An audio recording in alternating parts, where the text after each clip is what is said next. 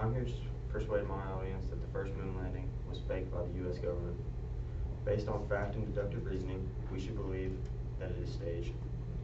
July 20th, 1969, Neil Armstrong made one small step for a man, but one giant leap for mankind by becoming the first human to step foot on the moon.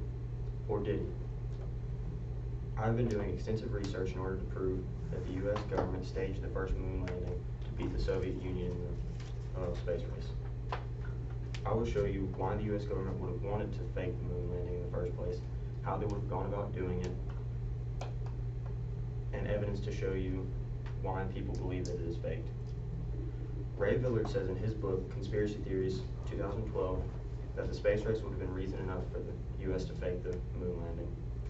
The U.S. and Soviets still had very high tensions between them left over from the Cold War. To compensate for the war without a winner, the two sides started the space race. The space race was a competition between the U.S. and Soviets to see who could make more advances in space travel faster. The space race began with the Soviets jumping out to an early lead by launching Sputnik 1. Sputnik 1 became the first satellite in the Earth's orbit. In front of a large crowd in September of 1962, inside of Rice Stadium in Houston, Texas, President John F. Kennedy swore to the people of the U.S. that the U.S. would be on the moon by the end of the decade. July 1969 was when the U.S. supposedly landed on the moon. That is awfully close to the deadline that JFK set 8 years prior. The Soviets would have made a mockery of the U.S. in the space race if that had become false.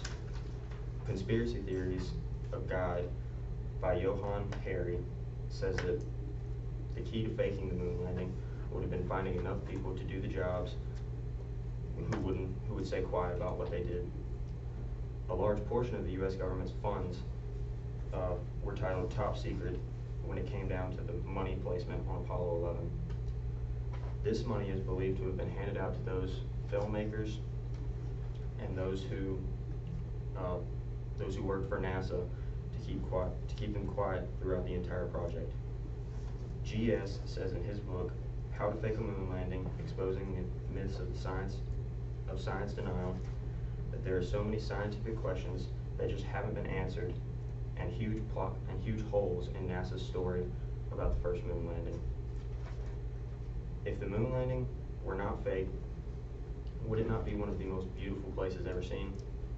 To stand up there on the moon, stare at the stars without interference of the city or the clouds, wouldn't those just be mesmerizing? Except in every picture that was taken on the moon, no stars can be seen. How would the heating and cooling systems in the suits of the astronauts work? I'm not sure if you're aware of how air conditioning systems work, but it pulls air from an outside source, heats or cools it, and then sends it back into the new area with a new temperature. Except space is a vacuum. Space has no extra air floating around in it for air to be sucked in and heated and cooled. This would not allow for the suits to be heated or cooled outside the space shuttle. The technology used today for heating and cooling systems in astronaut suits was not developed till the early 80s. Van Allen's radiation belt, the protective layer that is around the Earth that protects it from solar winds and solar radiation, does not reach the moon, however. This means that the space shuttle would have needed a protective layer around it that would be very strong. NASA claims that this is what the gold shielding is around the space shuttle. But tests today say that gold alone would not be near strong enough, and the spaceship would have been fried as soon as it left the radiation belt. Based off of questions that have not been answered, timing of the events, and evidence that just doesn't line up, the likelihood of the first moon landing actually taking place isn't very high. So next time that you see a picture taken of the first moon landing, I would hope that you would just start by asking questions to see if anyone can actually give you a legitimate answer.